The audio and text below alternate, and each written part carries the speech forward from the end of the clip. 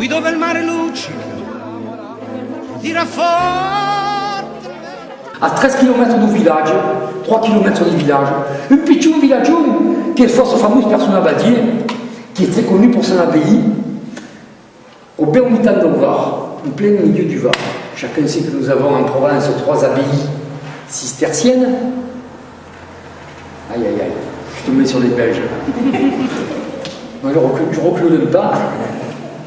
On est en Provence là, hein. En Provence, nous avons 3 abbayes cisterciennes qui sont. Le Tournier. Bravo. Voilà, c'est la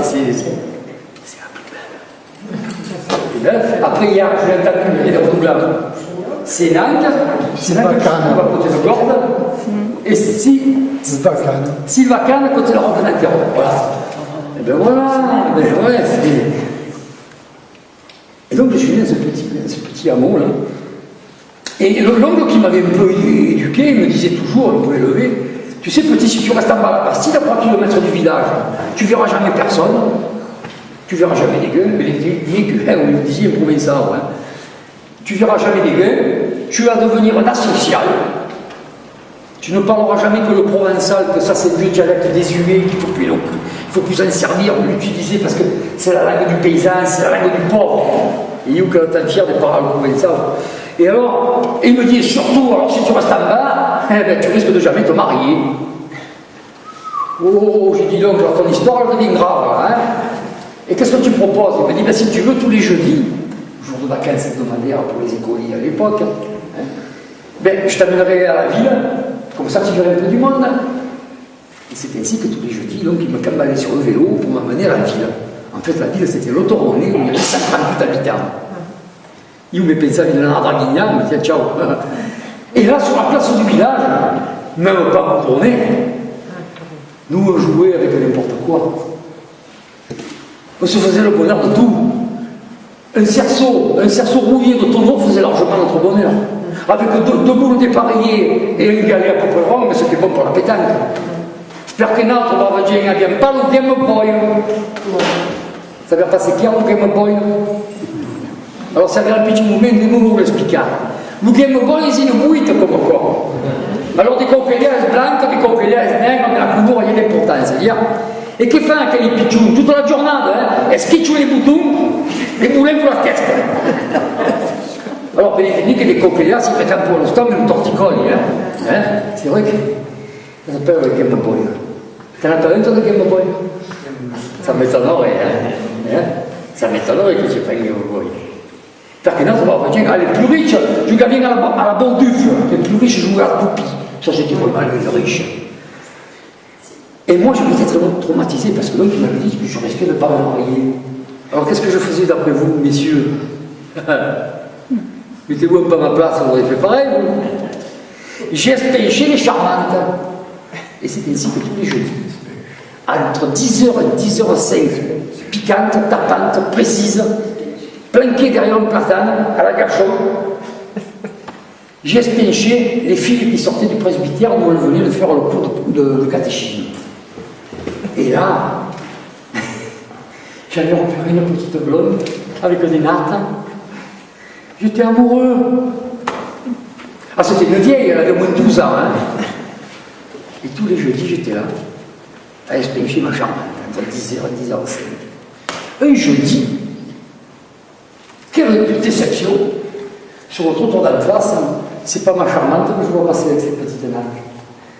Je vois passer un jeune vieux. Je pense qu'on peut faire un jeune vieux, ça fait. Hein? Parce que quand on a 8 ans, ceux qui en ont 25, ils nous paraissent vieux. Et c'est après, quand on prendra la bouteille, qu'on se dit, oh, finalement, fin finale, tu 20 fra, 25 ans, aspettagli, cacao. C'est tout à dire un cas les aguets. C'est vrai, hein, s'ils pouvaient encore les avoir. Et à bien y regarder, je me suis aperçu que ce jeune vieux déambulait dans les rues de mon village avec un bâton blanc. C'était un aveugle. C'était un aveugle. Alors moi qui n'arrivais pas dans ma campagne, je ne l'avais jamais vu. Et de vous à moi, je ne pensais même pas que ça puisse exister. Alors j'ai demandé à tous les collègues comment ça se fait que ce jeune vieux marche avec un bâton blanc. Aucun de mes compagnons de jeu n'a été capable de me donner une explication. Alors, il y avait à cette époque-là, dans chacun de nos petits villages, et je crois que ça perdure encore un peu. Moi qui fais le village tous les jours, ça perdure encore un peu. Il y a tellement de choses qui se sont perdues. Et ça, je crois que ça reste. Il y avait dans chacun de nos petits villages ce que nous appelons en provençal, on n'y est pas faire jouer ou traduire, parce que ça va vous faire sursauter, surtout les Parisiens. Ça va vous faire sursauter. Il y avait dans chacun de nos villages ce qu'on appelait un sabéru. Alors, c'est vrai que c'est un peu. Alors, je vous rappelle que le provençal est une langue latine. Bon, déjà, je vous donne une parenthèse, il n'y a pas de malentendu, on n'est plus pour un stage linguistique. Hein. C'est bien ça. Si vous avez quelques souvenirs scolaires en latin, la V c'est la voix, le poudé c'est le pouvoir, le saber c'est le savoir. Le sabéru c'est celui qui détient le savoir, donc on le traduira en bon français par érudit. Et il y avait dans chacun de nos petits villages au minimum un, voire deux, éventuellement trois érudits. C'était une période où la télévision n'avait pas encore envahi nos esprits, vous voyez ce que je veux dire. Et il y avait des gens qui étaient avides de savoir, et en autodidacte, ils lisaient beaucoup, et j'étais quasiment incollable. Alors, un sabéru pour dire certainement un vigneron, ça peut être aussi bien un vigneron, mais là où il passe, éventuellement un berger. Chez nous, au village à côté, par exemple, c'était le charcutier. Quand les enfants avaient un problème, ils allaient consulter, ils allaient le voir, et le sabéru leur expliquait. Petite parenthèse, je voudrais plus vexer personne. Il y avait bien quelques instituteurs qui n'étaient pas trop couillons, hein. C'est pas ce que j'ai voulu dire. C'est vrai, il ne veut pas trop donner ça. Et alors chez nous, dans mon village autoronné, celui qui savait tout, le sabéru, l'érudit du village, eh bien c'était le facteur. Pourquoi pas? Un jour, il y a une dame qui était au premier rang, elle me dit, ouais, mais c'est normal, c'est un homme de lettres. Pourquoi pas? Et puis alors, le type était collable. Histoire, géographie, physique, astronomie, il connaissait tout, il parlait de Galilée, de Newton, il connaissait tout. Et non seulement il savait tout, mais en plus de ça, il avait l'excellente réputation de ne jamais dire de mensonge. La franchise postale, ça veut dire rien. C'est dans mon village qu'on inventait la franchise postale. Alors je lui ai demandé un petit rendez-vous, il me l'a accordé, je me suis déplacé, je suis allé rendre visite à son domicile, il m'a reçu gentiment, il m'a dit qu'est-ce qui se passe? J'ai dit comment ça se fait que ce genre de vieux, il marche avec un bâton blanc. Et il m'a tout dit. En fait, c'était un jeune paysan du village qui était parti à la guerre pour défendre la France. Et quand il est revenu, eh bien, il avait laissé la vue. Quand ils l'ont arrivé dans cet état, tous ses amis d'enfance qui étaient à la maternelle ensemble, ils étaient au sang-coup, ils ne savaient plus quoi faire pour être agréable. Alors il a dit à traverser la rue, bien qu'à cette époque-là, il n'y avait pas beaucoup de voitures. Il lui roulait ses cigarettes. Au café, il lui rapprochait la tasse pour pas qu'il le renverse. Mais il a eu une petite attention comme ça, vous voyez, qui lui rendait la vie un peu moins difficile. Il lui avait brondé un pied de cague. Ah, mais là, on ne passe pas. Il lui avait brondé un pied de genévrier sauvage. Il avait emblasqué, embarnissé, madame. Ouais, à la Gatchempeg. Oui, plutôt. Voilà. À la va-vite, il avait barbouillé avec un peu de peinture blanche, et donc ce jeune vieux, il avait brûlé comme ça. Alors, à cette époque-là, vous savez, les chiens pour aveugles, les labradors, ça commençait un tout petit peu en ville, pour les riches. Mais dans les campagnes retirées comme ici, pour les pauvres paysans d'LPK, il fallait s'y démerder à soumer, il fallait se débrouiller tout seul. Alors ce paysan qui certes n'était pas très riche, mais en tout cas pas idiot, qui réfléchit 2 minutes et s'est dit, finalement, puisque je n'ai pas assez d'argent pour m'acheter les chiens, je vais suivre mon cheval. Mon cheval, il connaît les pitchounkamis, les petits chemins, les dragues, les sentiers, les escourges, les raccourcis, et il m'amènera à travailler. Et c'est ainsi que chaque matin à l'aube, avec un brave paysan, à table la cour du Chibao, Père Anna loula son bain. Il s'accrochait à la queue de son cheval pour aller labourer son champ. Et ça a très bien fonctionné. En provençal, on dira tout à corps, en avait charmant. Et tout ceci a très bien fonctionné. Ça a duré 6 mois, peut-être 8. L'histoire ne le dit pas précisément. Mais au bout d'un certain temps, ce paysan, il en a eu marre d'être aveugle. Mettez-vous à sa place, ça ne va pas être du marre. Alors on dit à son cheval, il dit, cheval, est-ce que tu es mon ami? Mais bien sûr, dit le cheval. Un ami sincère et fidèle. Il dit, écoute, je ne vous ai pas te le demander, mais puisque tu prétends que tu es mon ami, tu ne pourrais pas me rendre un petit service. Bien volontiers, dit le cheval. Bien volontiers. Si c'est dans la mesure de mes possibilités, volontiers. Il dit, ben voilà, je ne vous ai pas te le demander, mais puisque tu prétends que tu es mon ami, est-ce que tu accepterais de prendre mon mal? Un gage d'amitié, est-ce que tu accepterais de prendre ma cécité? Là, vous en conviendrez, c'est un dossier qui est très important. On ne peut pas répondre à la légère.